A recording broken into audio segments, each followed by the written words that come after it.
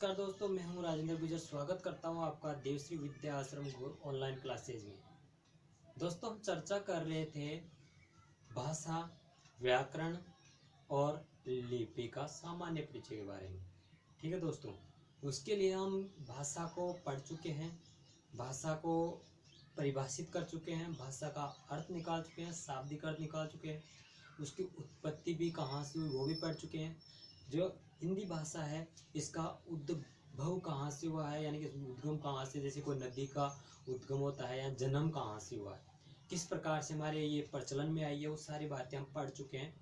ठीक है दोस्तों, अगर आपने हमारा पीछे के वीडियो नहीं देखे हैं दोस्तों, तो आप लिंक डिस्क्रिप्शन में दिया हुआ है, आप उसे देख सकते हैं और समझ सकते हैं कि भाषा की उत्पत्ति कैसी हुई, कहाँ से हुई। ठीक है दोस्तों, आज हम चर्चा करने वाले हैं दोस्तों व्याकरण के बारे में और लिपि के बारे में। चलो, आप जल्दी से जल्दी इस वीडियो को शेयर करिए ताकि आपके साथ आपके मिलने वाले भी इस वीडियो का लाभ उठा सकेंगे। चलो हम चर्चा करते हैं किसके ऊपर दोस्तों, व्याकरण और लिपि का सामान्य परिचय। किस किस का? ओनली व्याकरण का पढ़ेंगे और लिपि का पढ़ेंगे। इसके आगे दोस्तों भाषा शब्द क्यों हटा दिया मैंने, ये भी तो आता है इसके साथ जो टॉपिक होता है उसमें तो ये भी आता है। हाँ आता है, लेकिन मैंने इसको इसलिए हटा दिया दोस्तों क्योंकि इसकी हम चर्चा कर चुके हैं, इसको हम पढ़ चुके हैं कंप्लीटली, तो इससे कोई मतलब नहीं था। चलो मैंने लिख दिया, अब तो हटाएंगे नहीं इसको, टॉपिक पूरा हो जाएगा। अब हम चर्चा करेंगे व्याकरण को लेकर कि व्याकरण होती क्या है। चलो सबसे पहले हम चर्चा करें कि व्याकरण जो शब्द है ये शब्द आया कैसे, बना कैसे। ठीक है दोस्तों, तो सबसे पहले इसकी चर्चा करें तो इसका पद विच्छेद करना पड़ेगा। हमें क्या करना पड़ेगा? पद विच्छेद। चलो पद विच्छेद करते हैं इसका। देखो, वी प्लस आ प्लस करण, ये शब्द सामने आया, निकल करके पद विच्छेद किया, तो पद विच्छेद करने पे वी आ करण हमारे सामने आया, तो ठीक है। आया तो व्याकरण, पहले तो अपन व्याकरण पढ़ रहे हैं तो व्याकरण होती क्या है इसके बारे में हमें पता होना चाहिए ना। तो व्याकरण में संधि, समास, वर्ण पूरे आते हैं, प्रत्यय आते हैं, उपसर्ग आते हैं, इधर से शब्द आते हैं और बहुत कुछ और भी आता है, जैसे संज्ञा, सर्वनाम, विशेषण, लोकोक्ति, मुहावरे वगैरह बहुत कुछ आता है व्याकरण के अंदर। और व्याकरण ही है मेन, मूल जड़ जो कहते हैं ना, हिंदी हो चाहे कोई सी भी भाषा हो, सभी भाषाओं को जानने के लिए हमें उसकी व्याकरण को जानना बहुत ही आवश्यक होता है दोस्तों। ठीक है, तो इसमें देखते हैं हम है क्या क्या। जो व्याकरण शब्द है उस व्याकरण में भी व्याकरण है, तो इसमें देखिए पहला शब्द हमारे पास आया है वो है दोस्तों उपसर्ग। क्या है दोस्तों? उपसर्ग है। दूसरा शब्द हमारे पास सामने आया है जो भी उपसर्ग है, ये भी उपसर्ग है। तीसरा शब्द आया वो एक शब्द है। क्या है दोस्तों? एक शब्द है। ये हम जान चुके हैं कि इसमें उपसर्ग, इसमें उपसर्ग और ये भी शब्द है। यानी कि वी क्या है? उपसर्ग। आ क्या है? उपसर्ग। करण क्या है? शब्द है। जैसे आपका नाम करण हो तो एक शब्द ही है। ठीक है, किसी का नाम महेश हो, नरेश हो, तो ये सब भी तो शब्द है। राम भी एक शब्द है, तो यानी कि ये क्या है? शब्द है। ठीक है दोस्तों, आगे हम जानते हैं कि क्या डायरेक्ट इसको जोड़ा तो बन गया क्या, इसके उपसर्ग कैसे मिले, मिले भी तो होंगे।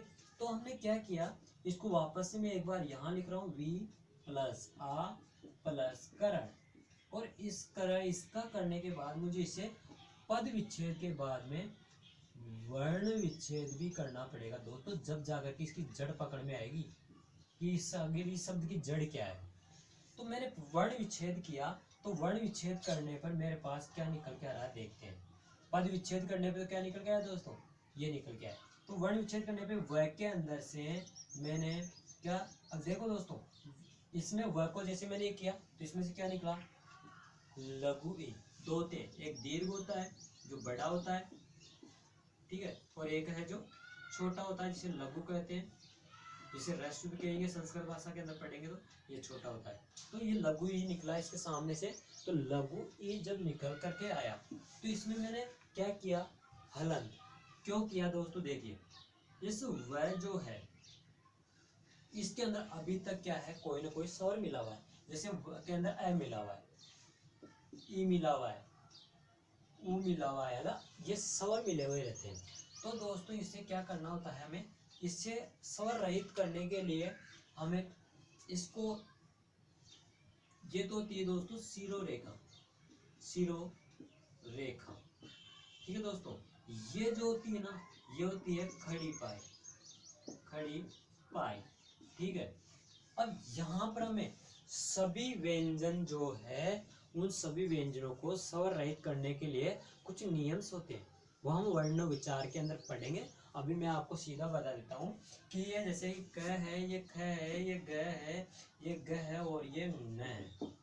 इनको स्वर रहित करने के लिए इस क को यहाँ से आधा काटा जाता है, इसकी खड़ी पाई हटानी पड़ती है, इसकी खड़ी पाई हटानी पड़ती है, इसकी खड़ी पाई हटानी पड़ती है। मतलब क्या समझ में आया, जिसके खड़ी पाई है उसकी तो खड़ी पाई हटा दो, ख की जैसे मैंने खड़ी पाई हटा दी, ग की खड़ी पाई हटा दी, घ की खड़ी पाई हटा दी, और जिनके खड़ी पाई नहीं, इसकी खड़ी पाई है नहीं, तो उसके हलंती लगा दो। ये स्वर रहित हो चुके दोस्तों। और कह की मैंने क्या बताया, इसको काट दो, आगे वाले हिस्से को ना काट दो, मतलब उसका, तो यानी कि ये स्वर रहित हो गया। तो वह के अंदर क्या खड़ी पाई आ रही है, क्या आ रही है, तो मैं इसकी वह खड़ी पाई हटाऊंगा, क्या वह ऐसा रहेगा, रहेगा। लेकिन ऐसा क्या लिखूं तो क्या समझ में आएगा कि वह नहीं है, तो इसको हलंत भी कर सकते हैं, इसको भी हलंत कर सकते हैं, इसको भी हलंत कर सकते हैं, इसको भी हलंत कर सकते हैं, और इसको भी हलंत कर सकते हैं, ठीक है दोस्तों। लेकिन ये कब यूज लिया जाएगा, ये वाला, ये जैसे कि ये जो वह है, ये वाला वह कब यूज है, जब हम उसे पद बनाएंगे, एक शब्द बनाएंगे, तो इसको यूज में लिया जाएगा। अगर मैं उसे यहाँ पर इस तरह लिखूंगा ना दोस्तों, इस तरह से लिखूंगा वहां पर, तो कोई समझेगा नहीं कि बीच में वह आ रहा है, समझेगा, लेकिन वर्ड लंबा हो जाएगा। जब उसे स्वर भी नहीं है, स्वर रही थी, उसे आधा करके शब्द के जा दो, तो यहाँ पर भी वह हो गया, यहाँ पर आ हो गया, यहाँ पर करण हो गया, ठीक है दोस्तों। क्या करने पर, वर्ण विच्छेद करने पर। अब देखते हैं, अब यहाँ करने के बाद में इसमें दोस्तों और कुछ न कुछ हो रही है। यहाँ समझ में आया कि वह ई आ ऐसा हो रहा है, तो हम संधि होगी, यहाँ पर क्या होगी दोस्तों, संधि होगी। और संधि होगी किसमें, इस वाला लाइन में, तो संधि में क्या निकल के आएगा, संधि होने पर यहाँ पर तो वह का वही रहेगा, लेकिन एक नियम कहता है कि ई उ और री अगर आता है तो यहाँ पर यह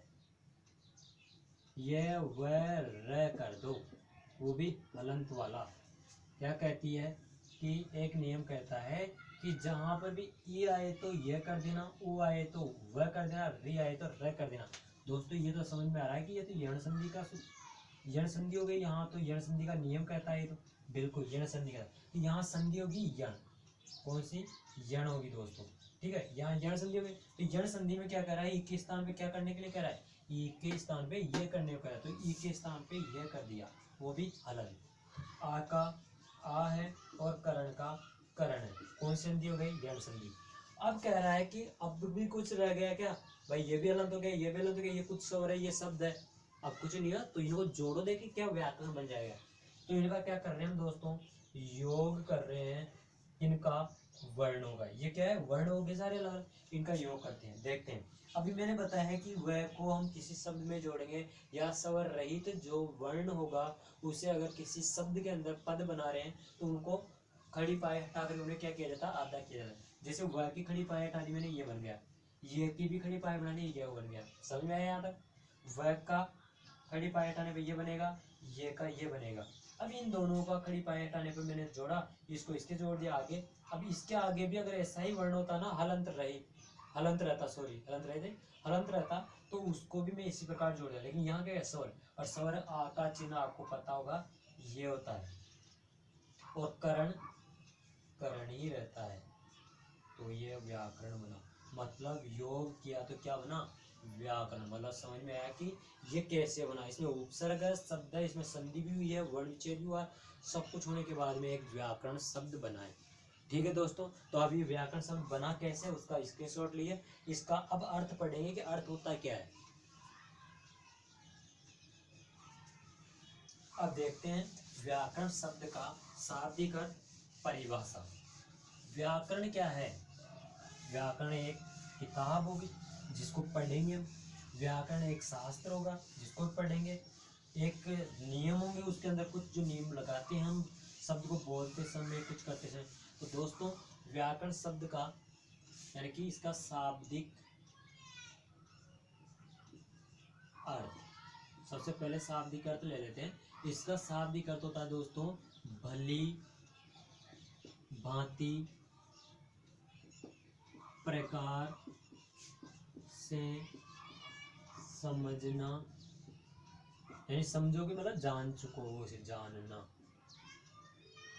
मतलब उसे जान जाओगे, जो भी पढ़ोगे उसे जान जाओगे। जैसे मैं आपको अगर व्याकरण का समझाया तो आप क्या करोगे, उसे भली भांति प्रकार समझ चुके हैं कि कैसे समझाया मैंने, व्याकरण शब्द कैसे बना, उसे समझ चुके हैं, जान चुके हैं उसे, तो भली प्रकार से जानना, ठीक है। और शब्द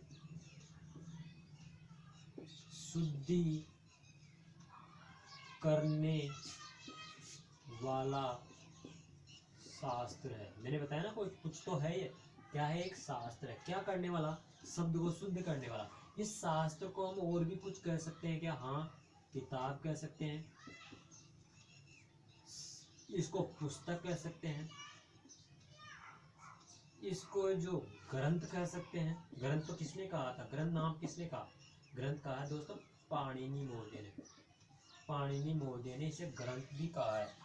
किसको कहा है, शास्त्र, जो भी जो जितने भी शास्त्र हैं, अभी वेद है, वेद भी तो ग्रंथ ही है, गीता वो भी तो ग्रंथ है, रामायण भी ग्रंथ है। तो यानी कि एक किताब हो गई ये सारे। तो ये शास्त्र जो ग्रंथ है, जो किताब है, ये क्या करवाएगी, हमें शब्दों को किस प्रकार से शुद्ध करेंगे उसका ज्ञान करवाएगी। मतलब कह सकते हैं कि शुद्ध क्या करेंगे, किसका शुद्धिकरण करेंगे, शुद्ध उच्चारण करना सीख जाएंगे हम, शुद्ध लिखना सीख जाएंगे हम,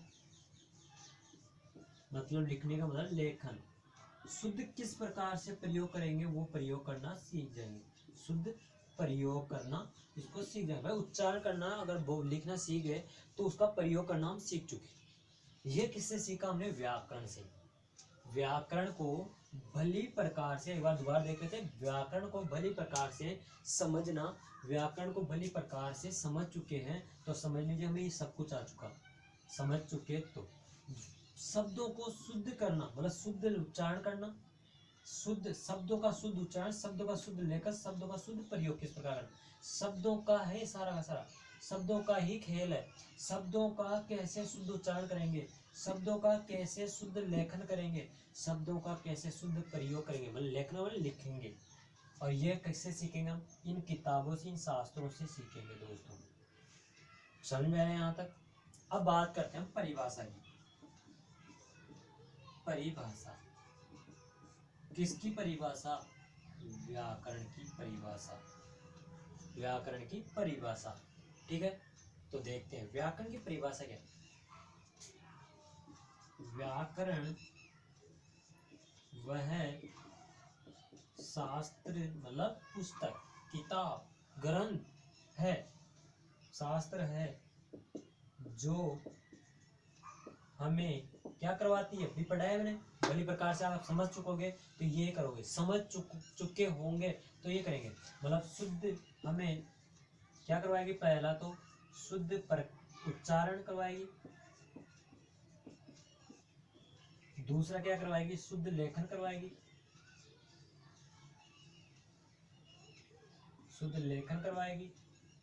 और लेखन, अगर लेखन और उच्चारण दोनों ही शुद्ध हो चुके तो हमें शुद्ध किस प्रकार से प्रयोग करेंगे उस किसका, शब्दों का उच्चारण करने में, यानी किस प्रकार से उच्चारण करना लिखना सब सीख जाएंगे। तो शुद्ध प्रयोग, प्रयोग करना, करने का, करा, वैसे तो मैं क्या लिखना चाह रहा था, करना सिखाती है, मतलब करने का, शुद्ध प्रयोग करने का ज्ञान प्रदान करती है। क्या करती है, प्रदान करती है, प्रधान है, प्रदान, सॉरी, प्रधान, प्रदान करती है, प्रधान है। वही मैं बता रहा था आपको कि व्याकरण में किस प्रकार से शुद्धि अशुद्धि का पता करवाती है। मैं यहाँ प्रधान लिख दिया था, यहाँ प्रदान है, ठीक है। तो इसमें बहुत हो जाता है, ठीक है। तो परिभाषा में हमारे समझ में आया कि व्याकरण क्या है, वह एक ऐसा शास्त्र जो हमें शुद्ध करने और और शुद्ध लेखन, शुद्ध प्रयोग का ज्ञान प्रदान करवाती है। ठीक है दोस्तों। और देखिए व्याकरण की, इस व्याकरण के बारे में और बताता हूँ। व्याकरण की जो भाषा होती है या कोई सी भाषा हो, व्याकरण की लिपि निश्चित व नियमों में बंधी होती है।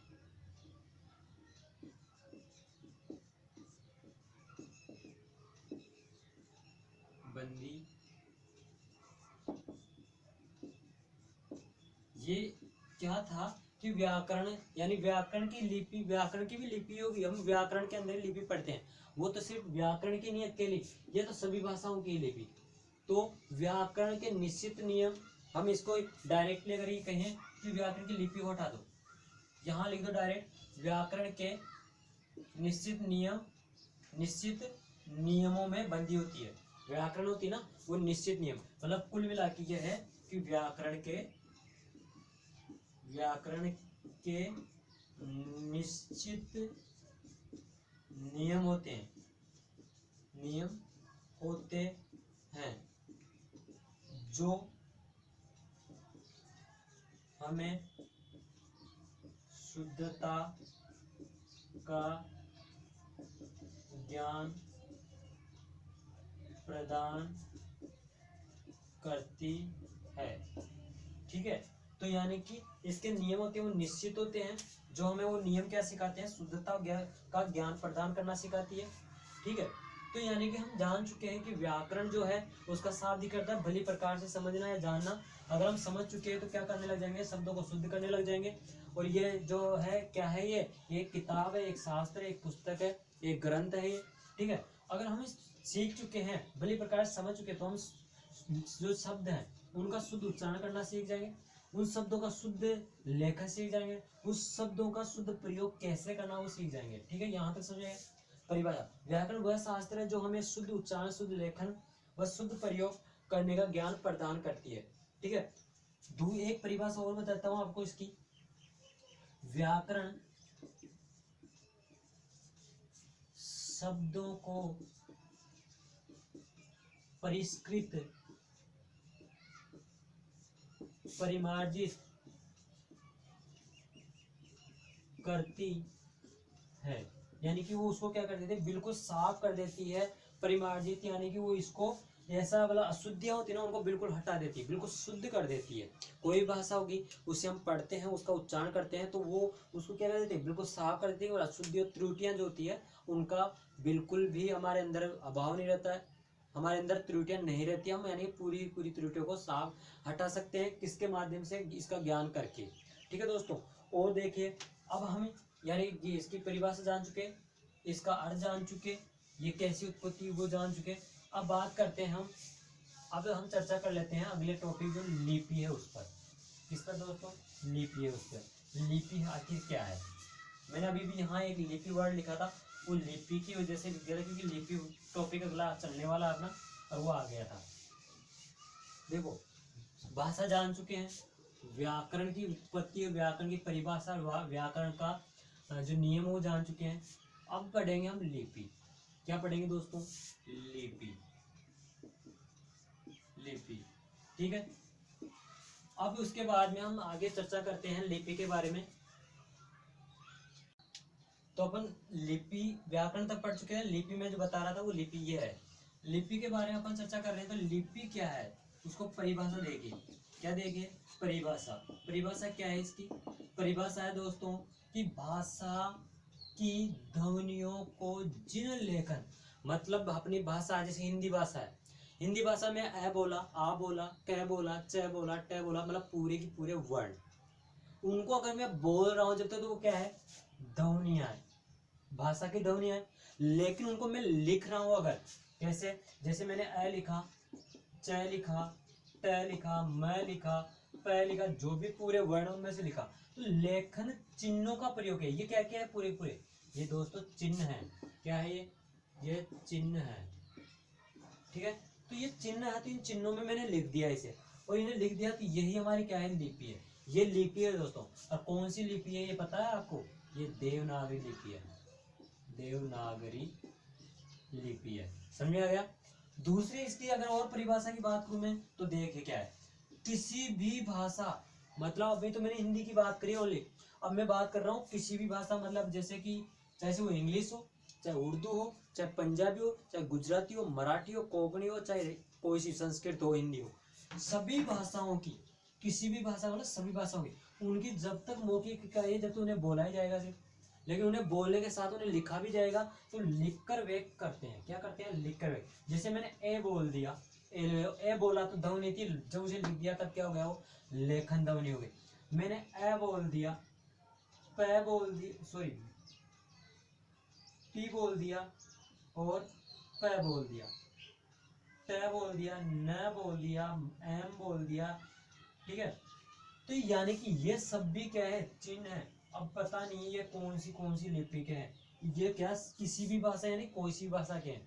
अब इनमें से ये जो दिख रहे हैं ना, ये 2 3 4, ये तो देवनागरी के हैं, और ये जो दिख रहा है ना 1 और 2, ये है हमारे पास रोमन के, ये रोमन के हैं। तो यानी कि ये लिपियां हैं जिनमें मैंने उसे लिख करके व्यक्त किया, लिख करके व्यक्त किया। और करने के लिए व्यक्त कर रहा हूं, करने के लिए वर्तनीय चिन्ह, यानी कि ये क्या है, लिख रहा हूं ना, वो चिन्ह है। उन चिन्हों का प्रयोग किया जाता है, उसे लिपि कहते हैं। समझ में आ गया, लिपि किसे कहते हैं।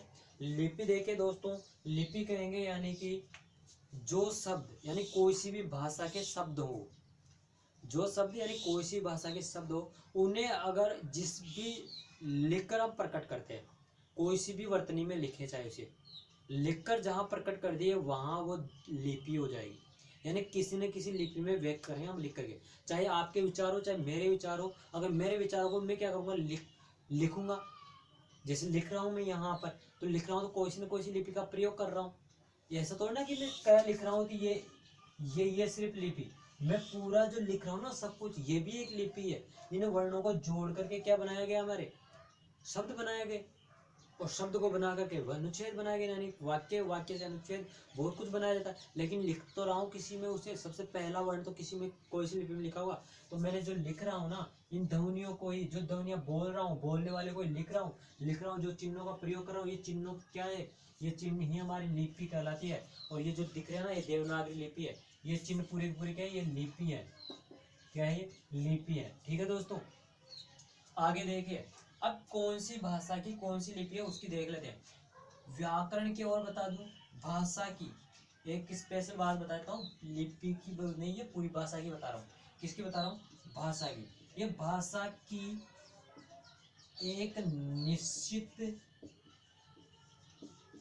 लिपि होती है, कोई सी भाषा हो उसकी एक निश्चित लिपि होगी दोस्तों, चाहे से वो कोई सी भी भाषा हो। चीनी है ना, तो चीनी की भी निश्चित है, अंग्रेजी तो उसकी है ही। कोई सी भाषा हो, फारसी हो, उर्दू हो, पंजाबी हो, हरियाणवी हो, कोई सी वो, उसकी एक निश्चित लिपि होगी। ये इसकी विशेषता है, समझ लीजिए आप। ठीक है, अब मैं बता रहा था आपको, क्या बता रहा था दोस्तों, ये बता रहा था कि कौन सी लिपि कौन सी भाषा में आती है, मतलब कौन सी भाषा कौन सी लिपि में लिखी जाती है। तो मैं उसके लिए आपको यहाँ पर बताता हूँ। देखो, संस्कृत है एक हमारे पास, हिंदी है, कोंकणी है, इधर से हम बात करें कोंकणी है, और नेपाली है, पंजाबी है, ठीक है, पंजाबी है। इसके बाद बात करूँ आपसे, उर्दू हो गई, ठीक है, उर्दू हो गई। और इधर से संस्कृत आ चुके हमारे, या अंग्रेजी हो गई, आदि। यानी बहुत सारी भाषाएं हैं, और उन सबकी कोई ना कोई लिपि अवश्य है। अब देखिए, इनके नीचे मैं इनकी लिपि लिखता हूँ, इसके नीचे इसकी लिपि लिखूंगा, इसके नीचे इसकी लिपि लिखूंगा, इसके नीचे इसकी लिपि लिखूंगा, यानी कि सभी के नीचे सभी की अपनी अपनी लिपियां लिखो, कौन सी किस लिपि में लिखी जाती है। अब देखो संस्कृत से लेकर के, ये संस्कृत है जो हमारे देवनागरी में लिखी जाती है, देवनागरी। अब बात करूं हिंदी की, तो हिंदी में लिख ही रहा हूँ, और हिंदी का भी मैं लिखा था, तो ये किस में लिखा हूँ, देवनागरी। तो ये भी हमारे पास क्या है, देवनागरी है, ठीक है। और कोंकणी की बात करूँ तो ये भी हमारी हिंदी की तरह ही लिखी जाती है, इसलिए देवनागरी है। नेपाली भी, हमारे नेपाल में हिंदी चलती है, और हिंदी चलने के कारण वो भी क्या हो गए, देवनागरी हो गए। ये भी नागरी है, पूरा लिख देता हूँ, ठीक है। अब बात करें पंजाबी, यहाँ पर हिंदी जैसी नहीं लिखी जाती, कुछ अलग ही भाषा लिखी जाती है, अलग ही टाइप में होते हैं उनके चिन्ह वर्तनी जो होती है। तो यानी कि वहाँ कह सकते हैं हम गुरुमुखी है, वहाँ पर गुरुमुखी है, ठीक है। उर्दू की बात करो तो उर्दू के हिंदी और पंजाबी की तरह होते नहीं है, यहाँ पर तो फारसी है साहब, क्या है, फारसी। अब यहाँ अंग्रेजी की बात करूँ, मैं ऊपर ही लिखा हूँ रोमन है। और अगर बात करूँ गुजराती की बात हो, गुजराती चीज गुजराती है, क्योंकि वो अलग भाषा में उसी भाषा में लिखी जाती है। तो दोस्तों देखिए, यहाँ तक मैंने लिपि व्याकरण को आज इस पार्ट में समझाया है मैंने, उसका सिर्फ अपन ने सामान्य परिचय समझा है, ज़्यादा गहराई में नहीं गए, क्योंकि टॉपिक भी मैंने सामान्य परिचय लिया है, और मैंने सामान्य परिचय ये इसलिए क्योंकि हम व्याकरण स्टार्ट करने जा रहे हैं। क्या करने जा रहे हैं, व्याकरण स्टार्ट करने जा रहे हैं, इसलिए मैंने व्याकरण को पढ़ना जरूरी था कि अपन, जैसे आप अगर स्कूल में एडमिशन लेने जाओगे तो अपना सामान्य परिचय आप लिखोगे वहाँ पर, या बताओगे कौन सी स्कूल से आए हो, क्या नाम है, पापा का नाम क्या है, कहाँ रहते हो, गांव कौन सा है, और कौन सी क्लास में एडमिशन लो, यानी कहाँ तक पढ़ के आए हो दूसरी स्कूल में, पूरी डिटेल बता दें, सामान्य परिचय अपना। तो ये भी अपन व्याकरण पढ़ेंगे, ये व्याकरण पढ़ेंगे, इस व्याकरण का सामान्य परिचय मुझे बताना था आपको। अब हम व्याकरण स्टार्ट करेंगे, तो आइए व्याकरण को जान लेते हैं, इसकी शॉट ले लीजिए, ठीक है दोस्तों। अब देखो व्याकरण में हम क्या क्या पढ़ेंगे वो देख लेते हैं, टॉपिक देख, अब सिर्फ अपन थोड़ा सा वो जान लेते हैं कि क्या पढ़ने वाले अपनी क्लास, अगली क्लास में, उसके बाद में अपन चर्चा करेंगे अगली क्लास में। सिर्फ इतना जानना हमें, पढ़ना क्या है कल की क्लास में, तो देखते हैं। देखो व्याकरण पढ़ेंगे, व्याकरण के बारे में हमने जाना, व्याकरण को हम 3 भागों में विभाजित करके पढ़ते हैं। पहला पढ़ते हैं वर्ण विचार, ठीक है दोस्तों।